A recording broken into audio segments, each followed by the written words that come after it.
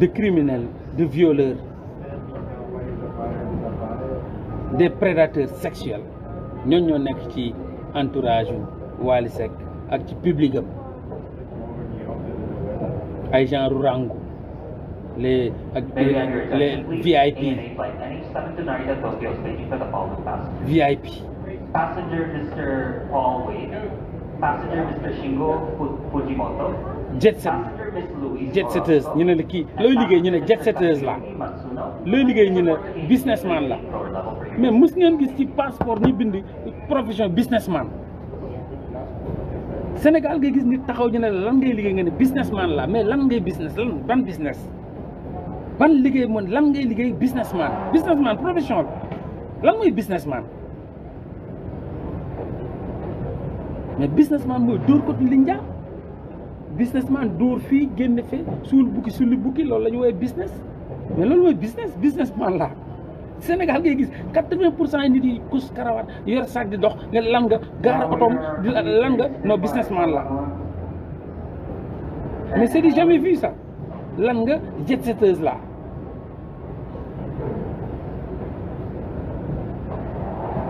mais loolu du liggéey. Je vais vous dire quelque chose pour wax leen encore une fois France Paris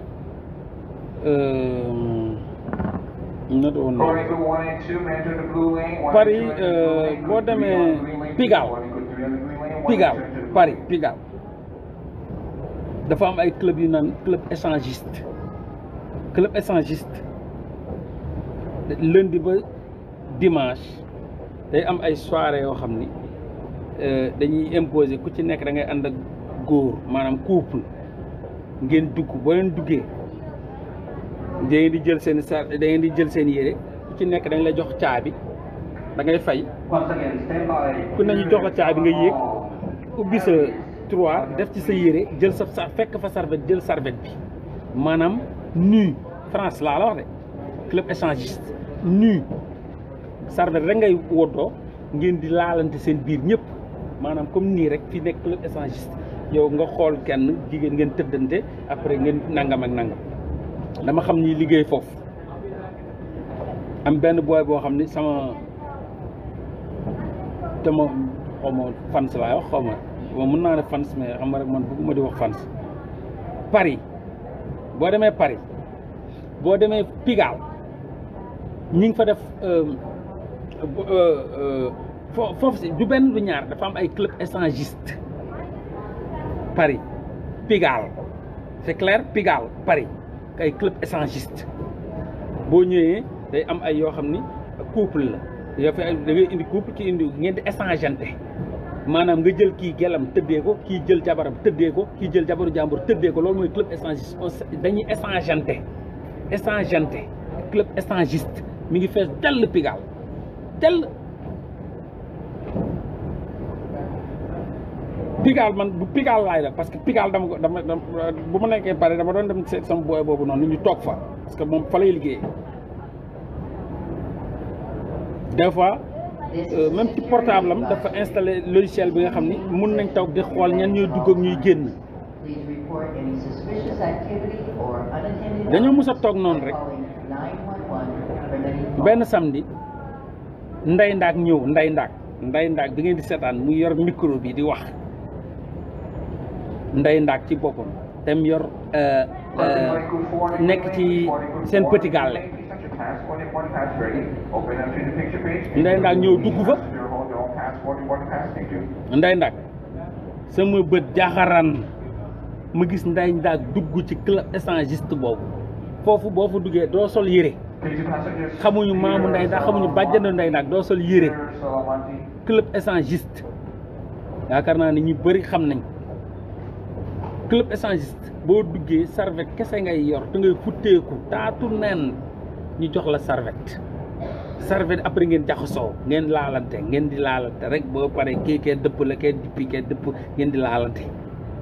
musique bi di jolli sàngara bi di jolli man gis naa samay bët yi jaxaran en noir et blanc nday ndaak dugg fa minuit ba 5 heures du matin ci club échangiste boobu minuit ba 5 heures du matin nday ndaak man maa wax loolu gis naa la ci club échangiste Paris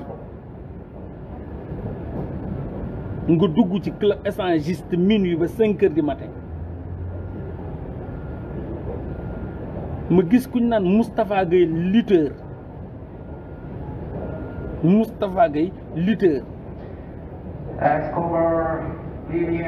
c'est un exemple de société en Sénégal c'est un exemple de société ak Ndeye Ndack moom c'est un exemple de société star la sax déjà Sénégal mu ñëw Paris futteeku taatu nañ dugg ci club échange di laalante ba fajar ma gis Moustapha Gueye lutteur dugg fa suba ba guddi ba fajar ba mu jeex ba 6 heures du matin mu jeex Moustapha Gueye génn bu mu génnee sax dafa ñëw fekk ñuy làkk wolof man ak sama booy boobu mu ne mais booy ay sénégalais ngeen ah ñu ne ko yee sénégalais lañ koy mu ne waaye ba fi ngeen liggéey sama booy bi ne ko waa fii laay liggéeyee Pigalle mu ne ko waaye mais booy sa fii neex na waaye yow Moustapha Gueye ci boppam lutteur sa fii neex na non waaye mais dafa yéex a jeex dafa teel a jeex sama nopp di ko dégg mi ngi wax sama booy bi ne mooy seen fii neex na mais dafa teel a jeex sama booy bi ne ko mais 6 heures du matin moo jot mu ne waaye mais booy dafa neex booy li warul jeex parce que dafa génn jëkk dajanteeg dara ñuy wax wolof mun nañu mais gaan ay sénégalais ngeen ne ko woy sénégal lañ mu ne kan mooy liggéey fii ngeen liggéey fii ngeen di liggéey la wax fi ngeen liggéey sama booy bi ne ko waaw man fii laay liggéey Moustapha Gueye lutteur Ndeye Ndack star superstar Sénégal bu ñëwee Paris ci club échangiste Pigalle yi lay fanaan Ndeye Ndack Moustapha Gueye Fass lutteur génnee ci club échangiste fekk ñuy wax wolof falaf bu muy dugg si man gis naa ko sama booy bi ñëw ne ma gis nga Moustapha Gueye ma ne ko waaw booy bi ci boppam boo ñëwee moo lay jox clé bi ngay yéegee pour futti say yére yi silip sax doo ko sol ñu jox la serviette bi sangare bi di jolli drogue bi di jolli ngeen jaxasoo Moustapha Gueye booy bi jox ko mu yéeg ci biir def lu muy def ba 6 heures du matin génn dégg ñuy làkk wala mu ne booy ay sénégalais ngeen ñu ne ko waaw yéen fi ngeen liggéeyee sama booy bi ne ko man fii laay liggéey mu ne mais seen fii dafa neex non c'est pas possible seen fii dafa neex non lu tax ma wax ko c'est pas leur vie parce que c'est des gens yi ay nit di référé wu il faut bu fekkoon ay nit simple lañ ay sénégalais lañ lambda non du ma ko wax am na ñeneen ñu fay ne am na des fois ma gis fa yeneen sénégalais Ablaye Ndiaye wala Cheikh Diop wala Fatou Kiné Sow est-ce que man dañ may dégg ma wax ci tur yooyu mais parce que c'est pas des références c'est pas des gens yu ñuy suivre il faut ngeen xool lan ñan moo tax ma leen di citer parce que c'est des références au Sénégal quand on parle de Moustapha Gueye tey boo waxoon Moustapha Gueye gis naa ko naan gars yi dina non bàyyil wax non Moustapha Gueye ndaanaan la non Moustapha Gueye nag gars yi dañuy référé wu c'est parce que on parle de repère on parle de référence loolu moo tax débat bi comme ça parle de repère et de référence donc il faut que me citer ñi ngeen di référé wu ñi ngeen def référence c'est pas parce que c'est leur vie mais leur vie incombe de vos vies donc il faut que ñuy wax parce que leur vie dafay dépendre ci vie wu ñeneen parce que ñooñu dañ leen jàppee ay yàlla dañ leen jàppee ay yeneen Moustapha Gueye génn fa ci club échangiste boobu man bu doon man te foofu noonu musuma fa dugg ci buntu bi laa yem xamul tax dama ragal yàlla on les paye pas tu payes club échangiste bi on te paye pas ils connaissent pas Moustapha Gueye vous pensez qu'en France ils connaissent Moustapha Gueye les Français connaissent Moustapha Gueye ou bien les Français connaissent Ndeye Ndack ils s'en foutent d'eux les Français connaissent que leur travail seen liggéey paye seen bills xamuñu leen Moustapha Gueye day fay pour dugg da ngay fay boo fayee ñu jox la clé sa clé bi moom mooy fu ngay dugal say yére géej fekk fa serviette jël lonku da ngay fay Moustapha Gueye dafa fay Ndeye Ndack dafa fay c'est des centaines d'euros dañoo fay xaalis dugg fa di njaaloo ba fajar di njaaloo ba fajar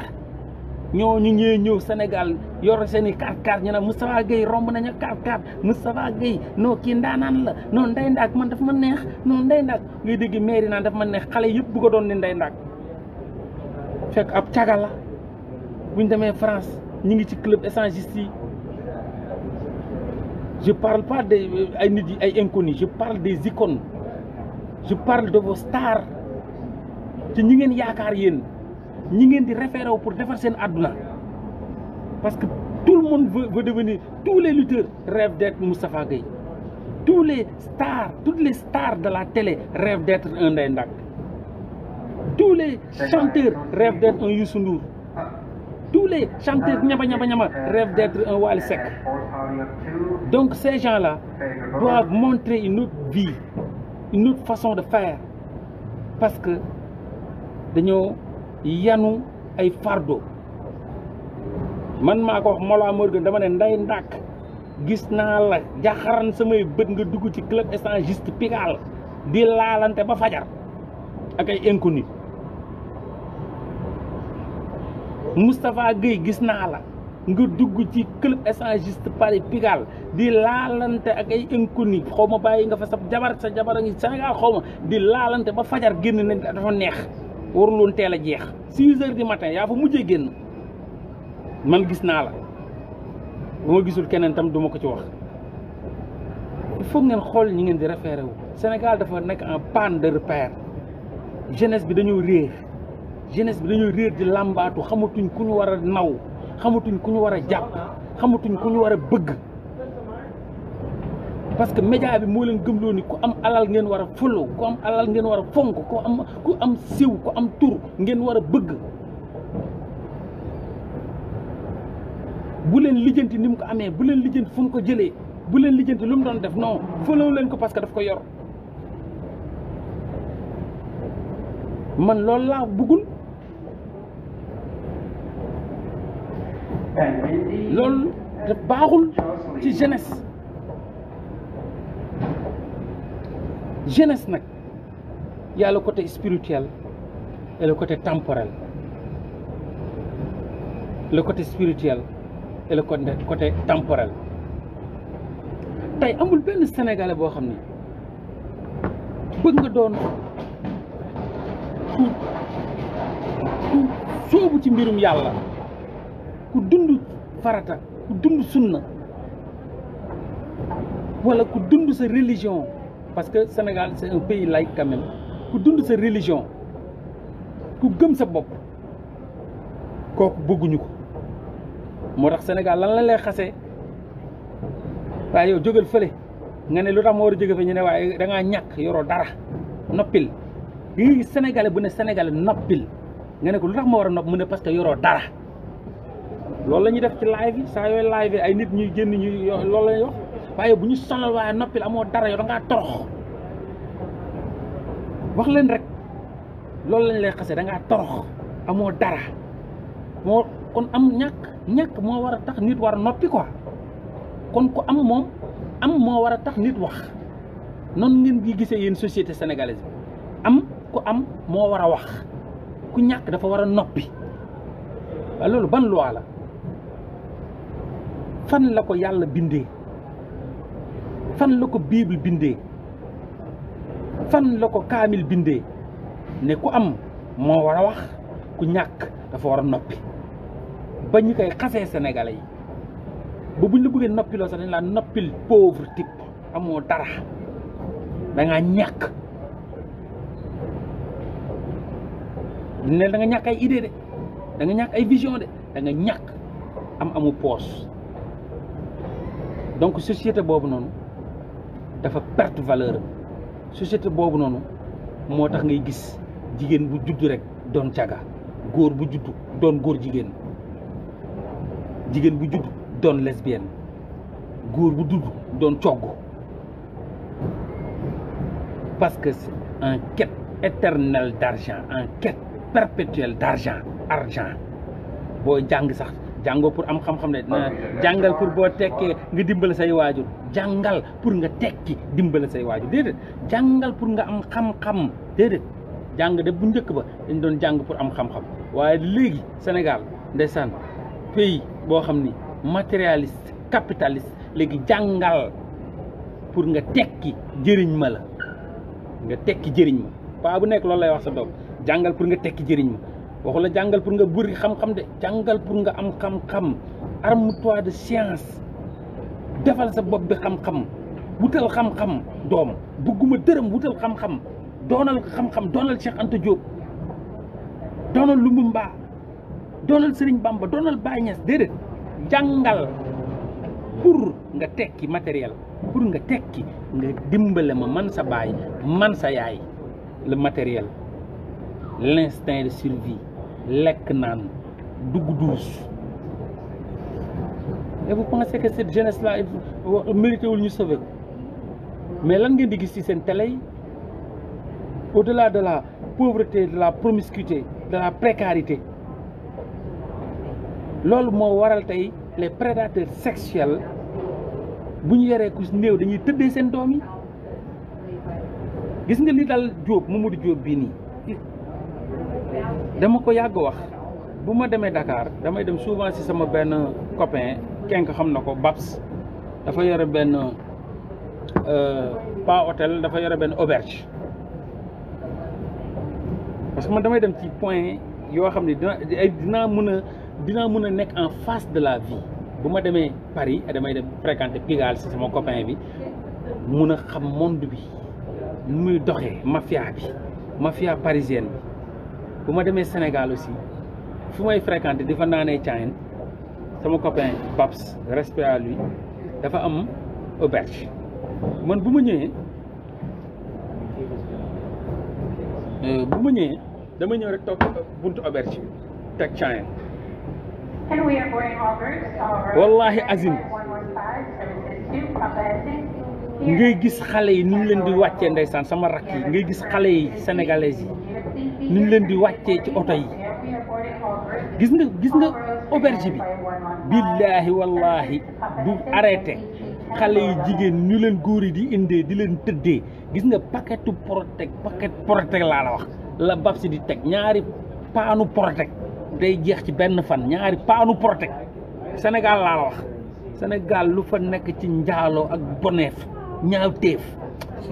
moo tax dëkk bi dina ñàkk ba ñuy dee parce que dañoo contradictoire xam nga yàlla dafa bañ naafeq mooy koo xam ni day yàlla naafeq lay gën a mun a juger que tubaab bi xam nga tubaab bi du naafeq gëmul day njaaloo takkul jabar day concubinage donc yàlla xam na ni ñii dañoo dëggu ci liñ ne sénégalais bi nag moom mooy naafeq bi hypocrite te hypocrite ni ñu koy juger duñ ko juger ku dëggu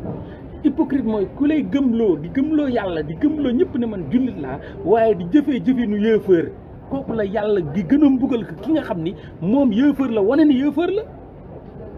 je sais pas est-ce que comprendre ngeen li ma leen wax tubaab bi day concubinage tubaab bi lii ak lee ak lee da ko won yàlla won ko ñëpp da nga naan ko c'est ta femme mu ne non c'est pas ma femme c'est ma copine ou bien c'est pas ma femme sama dëkkaale la sama nekkaale la tubaab bi da lay wax loolu waaye sénégalais bi du la ko wax te lu muy dund moo gën a yées lu tubaab bi di dund parce que fen non Babs protect yi day dem ñu jox ko du ko jënd day dem ñu jox ko day dem ci hôpitaux yi day dem ci am na ñuy joxe protect ay paanu protect lay teg dama leen di wax lu ne li may wax kenk mi ngi nii dama seetaan kenk li ba DP xam na bu baax buñ ñëwee Sénégal foofu la ñu ne di naan caayin toog ceene paanu protect day jeex ci benn fan te kenn du fa ñëw ak sa jabar ñëpp ay gel la ñuy indi ngay gis ñi ay borom oto rek nag ay ñu mel ni Mamadou Diop borom oto yi ngay gis ay xale yu rafet donc belle naturellement belle ay xale yu ndaw yoo xam ne boo leen laalee sax meew génn ñii 16 ans ñii 15 ans ñu ñuy wax sax ngay xam ne ay xale lañ ay ponkal di leen fi indi ay patron 4x4 yi day rang tak bii day dugg bii génn chambre Babs yi day fees del chambre Babs yi day fees ba terrasse bi dañ lay jox terrasse bi sax dañ koy lal jox leen gars yi di fa tëddee di tëdd jigéen ñi nga gis benn xale bu ñëw ak blouse école non damay toog ma ne mais non mais c'est la fin du monde au Sénégal ah est-ce que les Sénégalais vraiment ñoom xam nañ ni Sénégal jeex na c'est la fin du monde vous pouvez pas le sauver et c'est ces mêmes gens là yi di barke Baye Niass da ngay gis ku indi càgga sax barke Baye Niass non nga ne waa mais grand doo kii non barke Baye Niass aw ma ko barke Baye te pourtant dafa ñëw pour njaaloo de barke Baye Niass day ñëw pour njaaloo de barke Serigne Bamba non xool day ñëw di wax ak yow day yóbbu gel bi ci biir néeg bi teg ko fa ñëw di négocier ak Babs non 5000 mu ne non 2500 7000 kii laa yor 4500 non gars yi 5000 laa yor non barke Serigne Bamba booy Babs 4500 la barke Serigne Bamba barke Serigne Bamba te pourtant ab doomu jàmbur nga indi foofu pour njaaloo ko mais barke Serigne Bamba nga waatee barke Serigne Bamba barke El Hadj Malick barke Baye Niass mais dama ñëw pour njaaloo si moo tax yéen sa waay yéen lu leen di sauver du yomb donc loolu sa yoon naw ci fu Obert Babs nekk sa yoon naw ci sa yoon nekku ci li jëntil sa bopp nga gis ay xale yoo xam ne dañ leen fay cëppal ñu sol blouse yu rose ay blouse yu verte ay jóge école fraîchement ñu jëlee leen fa benn patron directeur wala directeur banque wala directeur tel wala mi xoolal indi leen fa néegi fees dell ñu leen di tëddee di génne di protect yi day jeex tàkk paanu protect ci benn fan gars yi na lekk ko lekk wan protect yi paanu protect sénégalais use ko ci benn fan paan ku dóor kenn dugg keneen dugg ay xale ndaw ay élèves ay étudiantes boo waxee ñu ne étudiante parce que man des fois dama ciy waxtaan ay da ngay gis ki waa ji dóor taal otom dem bàyyi fa xale bi jot naa ci waxtaan ñu bari soxna si na nga def waaw alhamdulilah lan la non damay kii nii rek damay ñibbi affaire yooyu quoi ok d'accord yow lan nga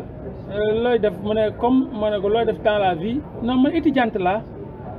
aye ban année non deuxième année science deuxième année philosophie ah bon mais lan moo la dugal ci lii lan non comme kii kooku sa kii nii non grand kii sama far la non sista waxal rek non du sama far sa sama benn gaayen la xam nga sama copain commencé di la raconter ay affaire après man sama léegi en fait université en fait kii yi ñuy jox lu mu tudd papier yi ñuy jox dama ko bëgg a photocopier aw ma ko examen bu may préparer raconter la ay affaire ndeysaan ñëpp ci ñàkk étudiante xam nga dama ko waroon photocopier après 5000 la aw ma 5000 léegi moom mu proposé ma dóor benn daanu pour benn kii 5000 après mu jox ma ko billaahi yéen xam ngeen lan mooy ñàkk Sénégal moo tax boo leen di wax ay waxu ngor muy ne ñàkk ngeen am na ñu desee ngor ñu ñàkk ngor ëpp foofu ñu desee ngor da ngay toog laaj la étudiante bi ne la man dama war a photocopier ay polycope dama war a photocopier préparer sama examen aw ma sax lu ma ko photocopier sama papa amul sama yaay amul aw ma ko léegi il a fallu ma accepter gain bi laal ma pour jox ma 5000 pour ma dem photocopier samay polycope pour jàng kii ne la nii kii ne la naa kee ne la nangam billahi wallahi wa taala da ngay jommi ci réew mi tey ñëpp ay xale ndaw 14 ans dañ ko fay tëddee 15 ans 16 ans 17 ans pour nga gis sa mag sax c'est rare mag c'est rare ay xale ndaw te xale yi nag koo ci laal portable am Wally Seck lay dégg koo ci laal portable am rek Wally Seck lay dégg. Et vous pensez que ñii la ñuy bàyyi réew mi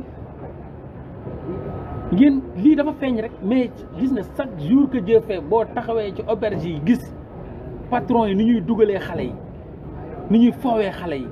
ni ñu leen di tëddee non c'est pas rigolo mes frères mes chers frères c'est avec vraiment amertume laay waxee ak xol bu naqari nag parce que ñaanulu ma ko kenn parce que bëgguma ñu def ko sama rakk bëgguma nit def ko sama rakk tax na ba man lu ma am sama rakk bi ne may ma 10 000 ma may ko may ma 5 000 ma may ko xam nga lan laay bañ ko may keneen tëddee ko keneen yóbbu ko foowee ko Mor dama may 5 000 dama ko bëgg a kii sañ école dañuy cotiser donc dama may nag damay rayante bu mag amul sax wut ko jox la ko parce que bëgguma ñu tëddee la bëgguma ñu foowee la donc c'est pas rigolo mes frères